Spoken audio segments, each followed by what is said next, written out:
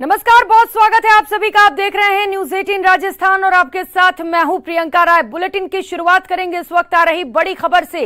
नागौर से इस वक्त की बड़ी खबर सामने आ रही है, जहां पर ट्रांसफार्मर से बेकाबू कार टकरा गई। एक सवार इसमें जिंदा जल गया है। बड़ी खबर आपको बता रहे हैं, कार ट्रांसफार्मर से टकराई है जिसमें एक युवक जिंदा जल गया है। वहीं 3 युवकों ने कूदकर अपनी जान बचाई है। कुचामन सिटी के हिरानी गांव की ये घटना है और घटना की ये तस्वीरें भी आपको दिखा रहे हैं, जहां पर तेज रफ्तार ने कहर बरपाया और बेकाबू कार ट्रांसफार्मर से जा टकराई। हादसे के बाद बताया जा रहा है कि युवक जिंदा जल गया है। वहीं 3 लोग इसमें और भी सवार थे जिन्होंने कूदकर अपनी जान बचाई है।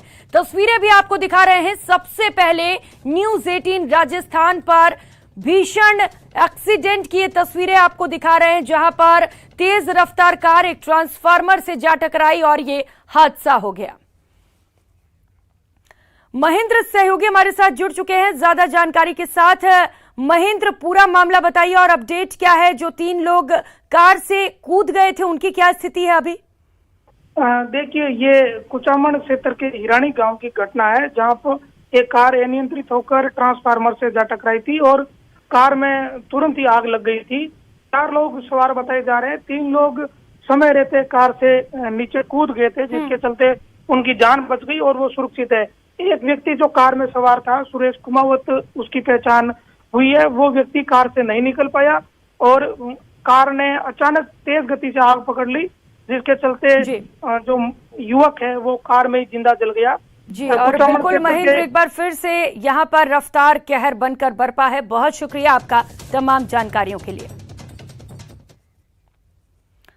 और खबर दौसा से है। दौसा में सर्विस सेंटर पर खड़ी कार में आग लग गई। देखते ही देखते कार जलकर खाक हो गई। जानकारी के अनुसार एसी की समस्या ठीक करवाते वक्त कार में अचानक आग लग गई। हादसे में सर्विस सेंटर पर काम कर रहा एक मैकेनिक भी झुलस गया। घटना जिले के रामगढ़ पचवारा के बिजली पावर हाउस के पास की है।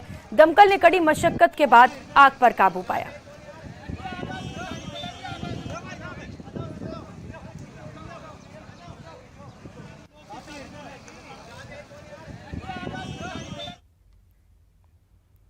उधर भरतपुर के हंतरा अरोदा में आरक्षण की मांग को लेकर सैनी समाज ने नेशनल हाईवे जाम कर दिया। भारी संख्या में सैनी समाज के लोगों ने हाथों में तख्ती, बांस और बल्ले लेकर नेशनल हाईवे के बीचों बीच खड़े हो गए और अपनी मांग के लिए समर्थन में नारेबाजी कर वाहनों को रोकते हुए सड़क जाम कर दिया। सैनी समाज के लोगों की मांग है कि उन्हें 12% आरक्षण दिया जाए। उनका कहना है कि 3 महीने पहले सैनी समाज ने अपने संगठन के माध्यम से प्रशासनिक अधिकारियों को ज्ञापन सौंपा था, लेकिन कोई कार्रवाई नहीं हुई। तस्वीरों में आप देख सकते हैं कैसे लोगों ने लाठी डंडे के साथ पूरी सड़क को घेर लिया है। हालांकि मौके पर पुलिस जाब्ता मौजूद है। सैनी समाज के लोगों की मांग है कि जब तक सरकार का कोई प्रतिनिधिमंडल वार्ता के लिए नहीं आता है, जाम ऐसे ही लगा रहेगा।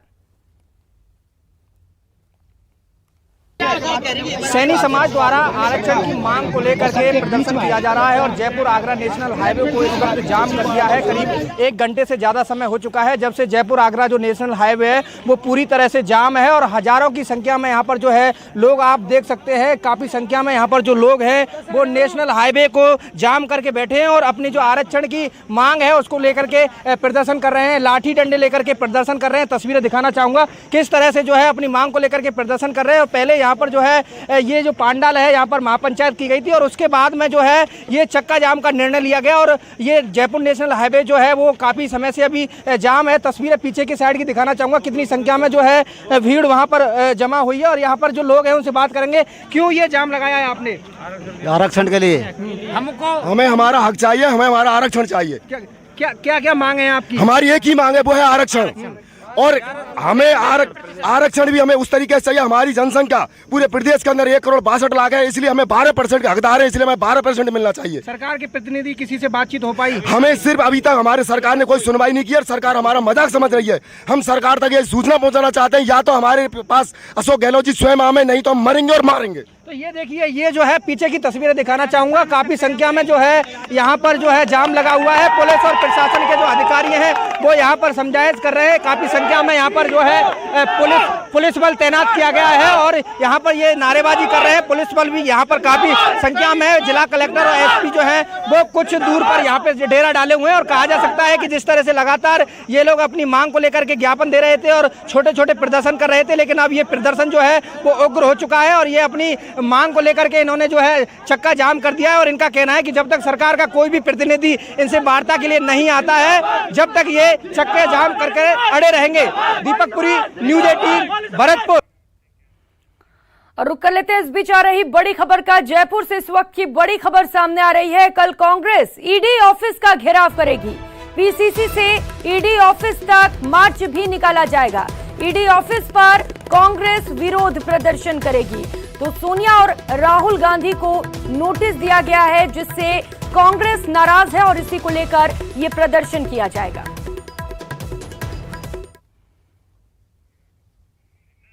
और अब खबर मौसम को लेकर। प्रदेश के कई शहरों में प्री मानसून ने दस्तक दे दी है। झमाझम बारिश से प्रतापगढ़ में लोगों को भीषण गर्मी से राहत मिली है। शहर समेत ग्रामीण क्षेत्रों में भी गरज और चमक के साथ जोरदार बारिश हुई। मानसून के समय पर आने से मौसम विभाग और शहर वासियों ने राहत की सांस ली है।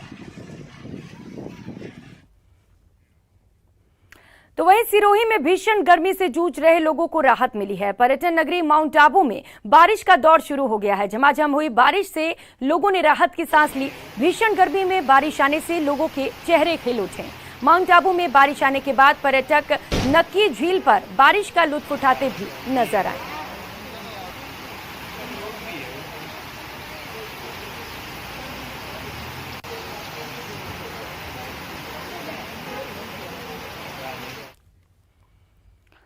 और अब खबर बांसवाड़ा से है, जहां मैंगो फेस्टिवल का पंडाल तेज अंधड़ की वजह से हवा में बिखर गया। कुशलबाग मैदान में आयोजित इस फेस्टिवल में रविवार के दिन लोगों के ज्यादा पहुंचने की उम्मीद थी, लेकिन तेज हवा और बारिश से पंडाल बिखर गया। बता दें कि इस फेस्टिवल में बांसवाड़ा में पैदा होने वाले 50 से अधिक प्रकार के आमों की वैरायटी शामिल की गई थी।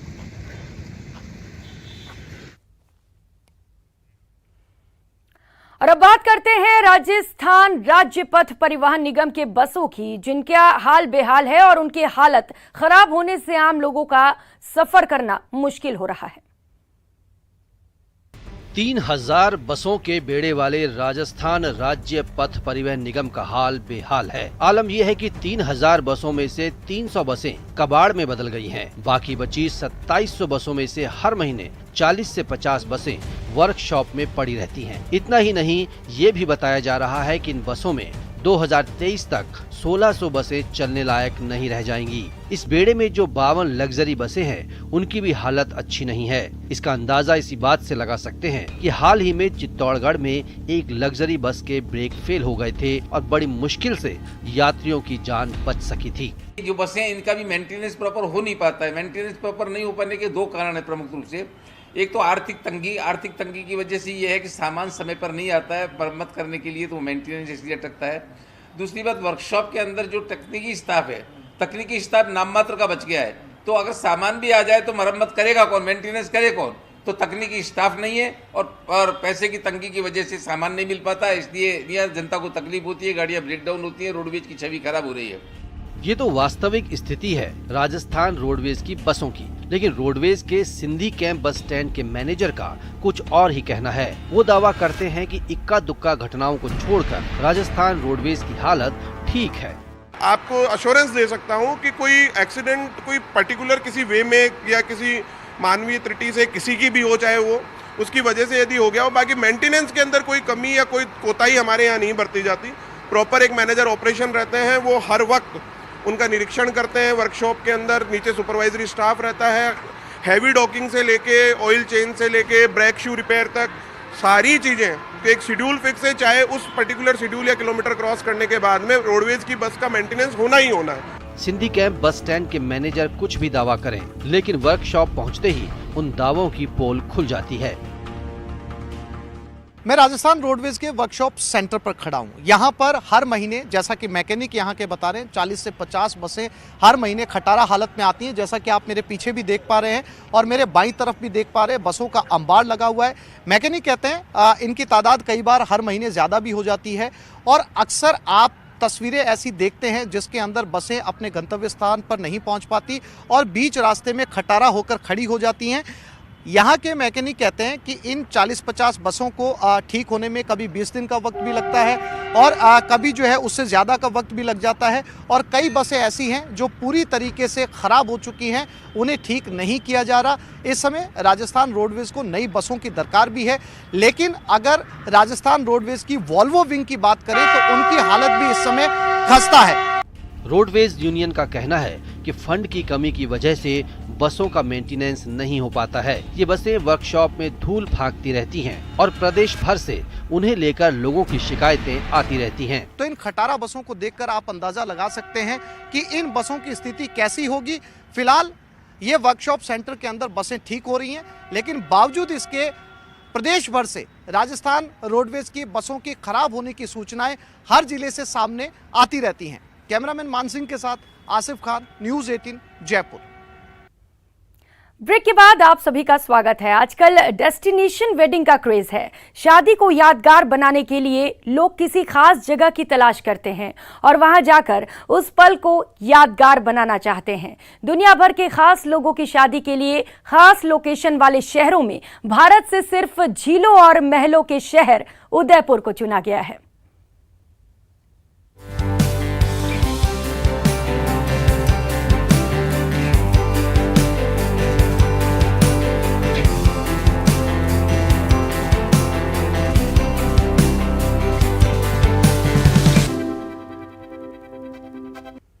अंतर्राष्ट्रीय wedding planning company the not ने 11 देशों में भारत से अकेले उदयपुर को ही क्यों चुना है? क्या वाकई झीलों की नगरी को दुनिया दिल दे बैठी है? देखिए हमारी खास रिपोर्ट। उदयपुर पर फिदा सारा जहां।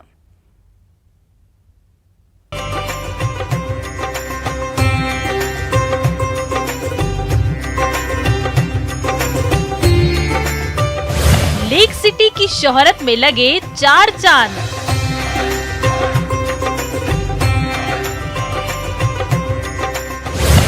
यूनिक वेडिंग डेस्टिनेशन बनी झीलों की नगरी।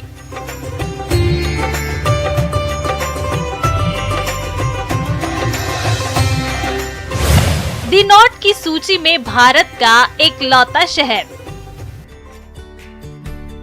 रजवाड़ों की शान और वादियों की खूबसूरत चादर ओढ़े उदयपुर किसी स्वर्ग से कम नहीं है।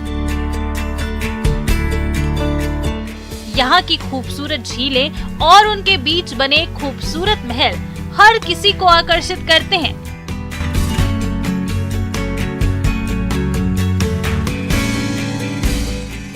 वहीं राजशाही ठाठ, शाही खानपान और संस्कृति भी खूब लुभाती है।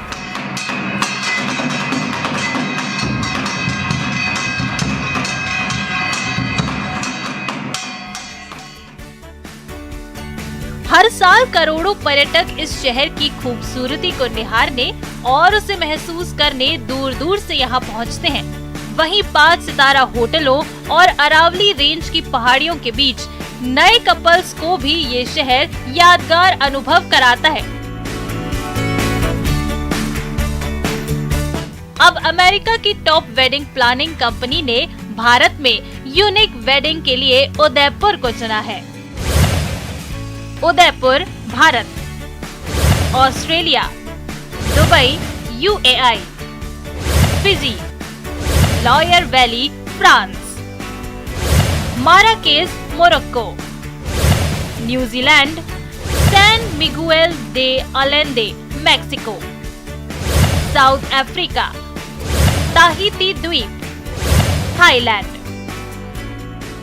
एकमात्र उदयपुर को चुना गया, ये हम उदयपुर वालों के लिए बहुत गर्व की बात है और स्पेशली इवेंट इंडस्ट्री वालों के लिए बहुत ये प्राउड मोमेंट है कि हमें उदयपुर को जहाँ पूरे वर्ल्ड लेवल पे पहचान मिली है। तो इससे हमारे उदयपुर का पर्यटन हो गया, उदयपुर की टूरिज्म इंडस्ट्री, उदयपुर की इवेंट इंडस्ट्री, इसमें काफ़ी बूम मिलेगा। और अभी लास्ट 2-2.5 साल से जो कोविड के उससे काफ़ी इस इंडस्ट्री को नुकसान हुआ था, तो अब वापस वो उभरने का मौका आया है। इससे एक बात तो साफ हो जाती है कि शादी को ऐतिहासिक और यादगार बनाने वाले कपल्स के लिए झीलों का शहर उदयपुर ही पहली पसंद बना हुआ है। दुनिया भर के खास लोग वेडिंग से लेकर प्री वेडिंग तक के फंक्शन उदयपुर में करना चाहते हैं।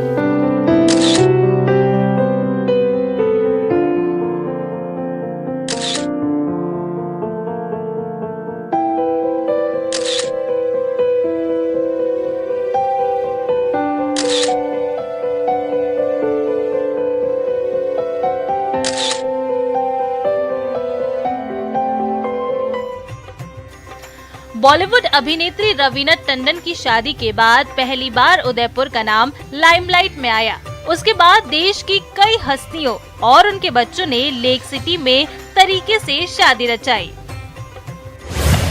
बिजनेसमैन संजय हिंदुजा और अनु मेहतान, उदय विलास पैलेस 2015। अभिनेता नील नितिन मुकेश और रुक्मणी सहाय, रेडिसन ब्लू पैलेस 2017। अभिनेत्री निहारिका कोनिडेला और जेबी चैतन्य, उदय विलास पैलेस 2020। अक्षत रनौत और ऋतु सांगवान, होटल लीला पैलेस 2020। मेहमान नवाजी के लिए मशहूर उदयपुर को इस एक और तमगे मिलने से पर्यटन विभाग और इंडस्ट्री का चेहरा खिल गया है। इंडस्ट्री के लोगों का कहना है कि कोरोना में टूट चुके टूरिज्म को वर्ल्ड वाइड प्रमोशन से काफी फायदा होगा। आपको बताऊंगा यहाँ पर मैं कि ये पिछोला झील है, जहाँ पर पिछोला झील के किनारे सिटी पैलेस, जहाँ पर अब तक कई रॉयल शादियाँ हुई है। उसके बाद आप देख सकते हैं कि पास में ही जो झील के अंदर बीचों बीच दिख रहा है आपको लेक पैलेस के जस्ट पीछे की तरफ द होटल लीला, और वहीं आप देख सकते हैं कि उदय विलास। इन जो 5 स्टार होटल्स है, इनके अंदर अब तक काफ़ी शादियाँ और कई सारे इवेंट हो चुके हैं। आप देख सकते हैं कि पिछोला झील के बीचों बीच एक जग मंदिर भी है, जहाँ पर कई सारे जो बड़े भारत के और जो विदेश के जो बड़े बड़े नामचीन लोग थे, उनकी फैमिलीज़ की यहाँ शादी हुई, बड़े बड़े इवेंट्स हुए, जिससे उदयपुर का नाम पूरे राजस्थान में नहीं, पूरे भारत में नहीं बल्कि पूरी दुनिया में अपना एक नया नाम बनाया है। जब शुरुआत की थी रवीना टंडन ने, जब जगमंदिर में अपना विवाह किया था, उसके बाद से उदयपुर में कई बड़े हस्तियों ने अपने अपने इवेंट्स यहाँ पर किए हैं, जिसमें डेस्टिनेशन वेडिंग्स हो गई। उसके बाद केपी सिंह साहब जो डीएलएफ के ओनर है, उन्होंने अपनी बर्थडे पार्टी वर्ल्ड में 7 जगह मनाई थी, उसमें से एक उदयपुर में मनाई थी। राहुल का स्वयंवर और ऐसे अन्य कई आयोजन फतेहगढ़ जैसी शानदार जगह पर किए गए। उसके बाद आप देखिए लीला और लक्ष्मी विलास और सिटी पैलेस में हिंदुजा ग्रुप, रुइया ग्रुप और बहुत बड़ी बड़ी फैमिलीज जो पूरे विश्व से यहाँ पर लोग आते हैं। अब उदयपुर सिर्फ शौर्य, पराक्रम, त्याग और बलिदान की धरती ही नहीं, पूरे विश्व में डेस्टिनेशन वेडिंग्स के हिसाब से एक बहुत ही बड़ा नाम हो चुका है। यहाँ की कनेक्टिविटी जो है, एयरपोर्ट अहमदाबाद से हम लोग जुड़ने वाले हैं जल्द ही ट्रेन के माध्यम से, और बहुत ही अच्छी, यहाँ के लोग बहुत अच्छे हैं, यहाँ का प्रशासन पूरा सहयोग कर रहा है, और इतना अच्छा हेरिटेज जो हमें वो मिला है हमें विरासत में, उसका भरपूर उपयोग हो आने वाले टाइम में। ऐसा पहली बार हुआ है जब भारत का कोई शहर डिजिटल इवेंट प्लेटफॉर्म की सूची में शामिल हुआ है। ऐसे में उदयपुर की अंतर्राष्ट्रीय स्तर पर एक पहचान तो बनेगी ही, साथ ही यहाँ टूरिज्म को भी 4 चांद लगेंगे।